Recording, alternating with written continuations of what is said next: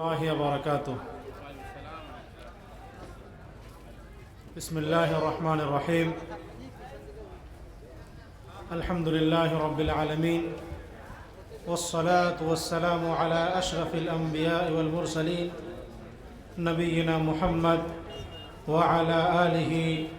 وأصحابه ومن تبعهم بإحسان إلى يوم الدين. أما بعد فأعوذ بالله من الشيطان الرجيم. بسم الله الرحمن الرحيم. يرفع الله الذين آمنوا منكم والذين أوتوا العلم درجات. قابل قدر آپ لوگ سائیڈ ہو جائیے، وہاں سے کرسی ہٹائیے، پیچھے والے علماء کرام، کرسی ہٹائیے، وہاں سے کرسی ہٹائیے، وہاں سے سلفی اسلامی مرکز اور اس علمی گہوارہ مولانا کے معزز ذمہ داران،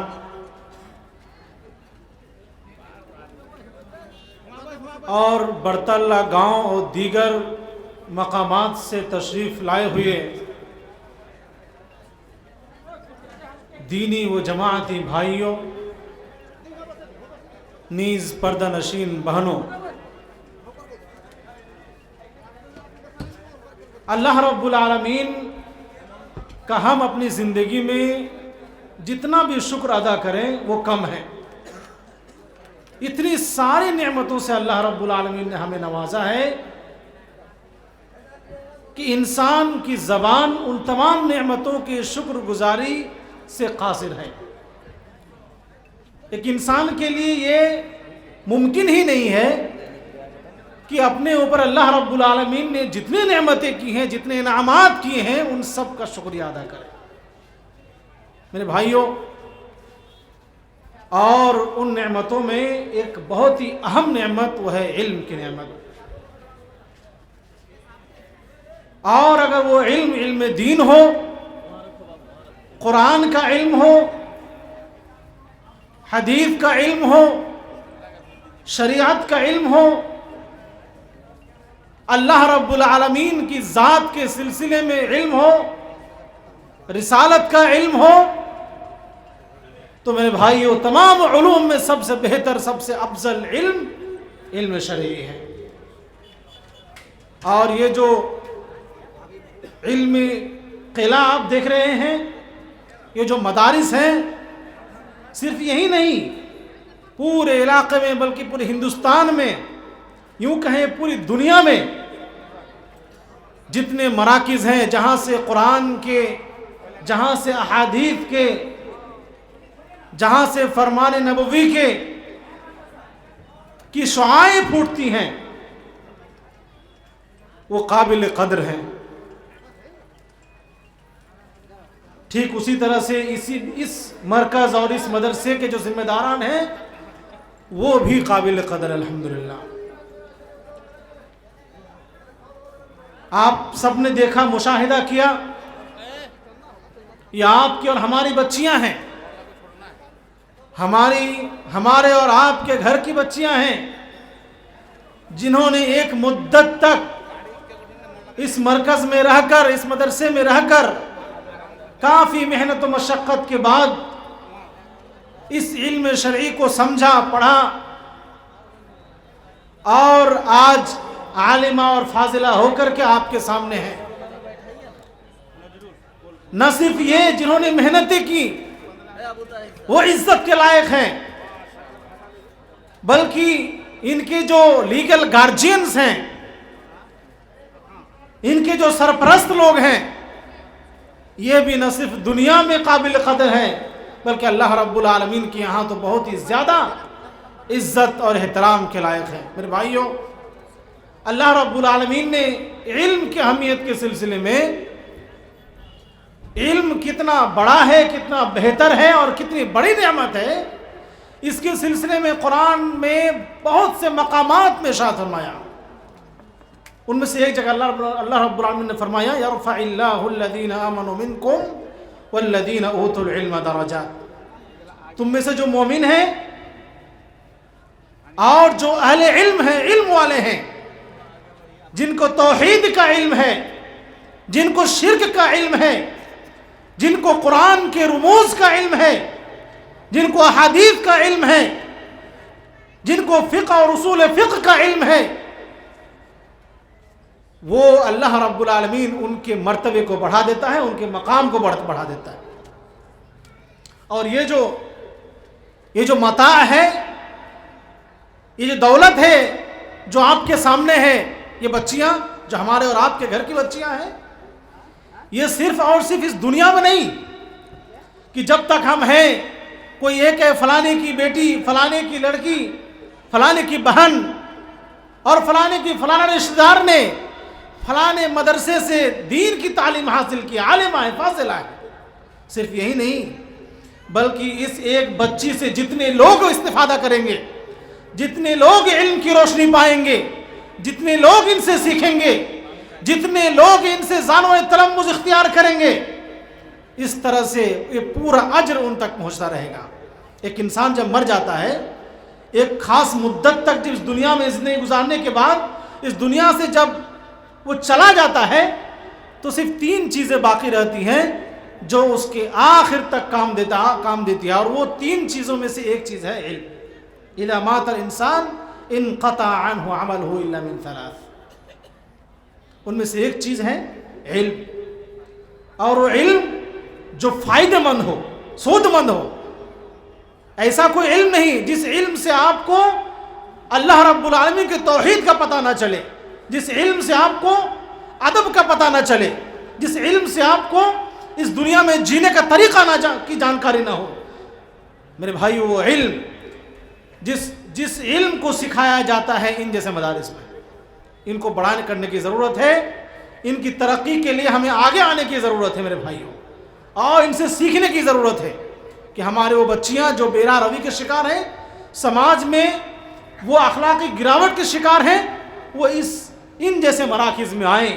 ان جیسے مدارس میں آئیں اور آ کر کے علم شرعی سے آراستہ و پیراستہ ہو، اپنی زندگیوں کو خوشگوار بنائیں، خوبصورت بنائیں، علم شرعی سے بنائیں، قرآن کے علم سے بنائیں، حدیث کے علم سے بنائیں۔ وہ سمجھے اللہ رب العالمین نے کس چیز نے ہمیں پیدا کیا ہے، مقصد تخلیق کیا ہے۔ بچیاں ہماری دوسرے گھروں میں جاتی ہیں اور جا کر وہ دنیا داری میں مصروف ہو جاتی ہیں، لیکن اگر ان کے اندر علم ہو تو دنیا داری کے اندر بھی، تمام کام کے اندر بھی وہ قوم کی بیٹیوں کو، قوم کی بچیوں کو، قوم کے بچوں کو دین کی تعلیم سے آراستہ پیراستہ کرنا سکھائے گی، دین کی تعلیم دے گی، اور اللہ رب العالمین کی وحدانیت کو سکھائے گی، وہ بتائے گی۔ اس لیے ضروری ہے کہ اپنی بچیوں کو دین کی تعلیم دیں، ضرورت ہے اپنی بچیوں کو ان مراکز میں بھیجیں، ضرورت ہے ان بچیوں کو ان مدارس میں بھیجیں اور انہیں دین کی تعلیم دیں، انہیں علم شرعی سے آپ نوازیں۔ یہ آپ کی ذمہ داری ہے، آپ کا اخلاق فریضہ ہے، تمام لوگوں کا فریضہ ہے۔ یہ نہ سوچیں کہ صرف 10 لوگ ہو گئے تو کافی ہے، بلکہ یوں ہونا چاہیے کہ ایک ایک گاؤں میں، ایک ایک محلے میں، ایک ایک علاقے میں تمام گھروں کے سبھی بچیاں، ہم تو تعلیم دیتے ہیں، انہیں اسکولوں میں بھیجتے ہیں، کالجز میں بھیجتے ہیں، یونیورسٹیز میں بھیجتے ہیں، کیوں نہ ہم پہلے انہیں دین کی تعلیم سے آراستہ کریں،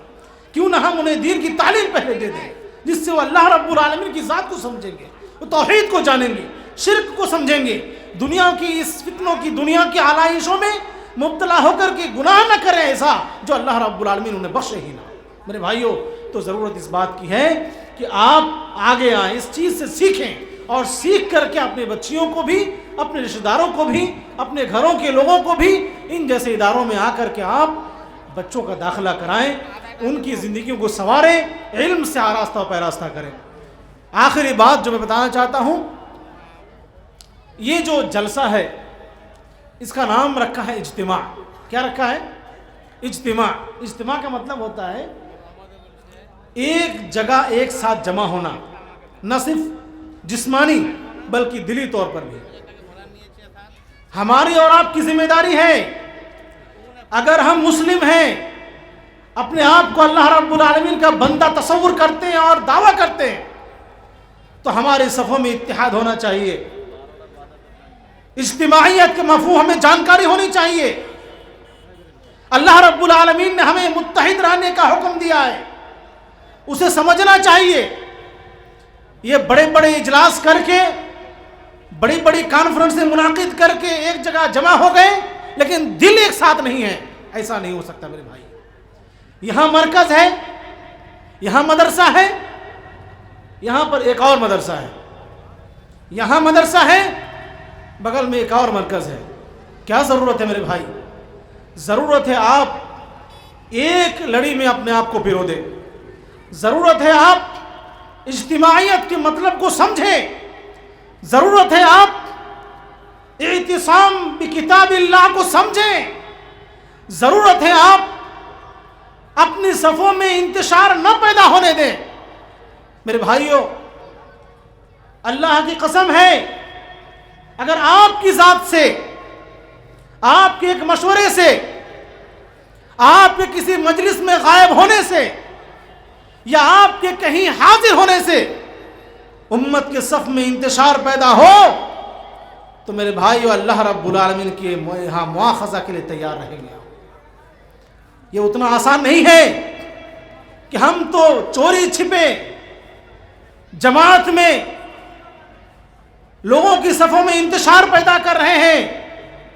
اور ہمیں کوئی نہیں جان رہا، ہم تو چھپا رستم ہیں۔ جی نہیں، اللہ رب العالمین سب دیکھ رہا ہے۔ میرے بھائیوں، سب کو دنیا سے جانا ہے، سبق لینا ہے، زندگی ایسے گزاریں جو آپ کی قوم کے لیے، امت محمدیہ کے لیے آپ کی حاضری، آپ کا اٹھنا بیٹھنا،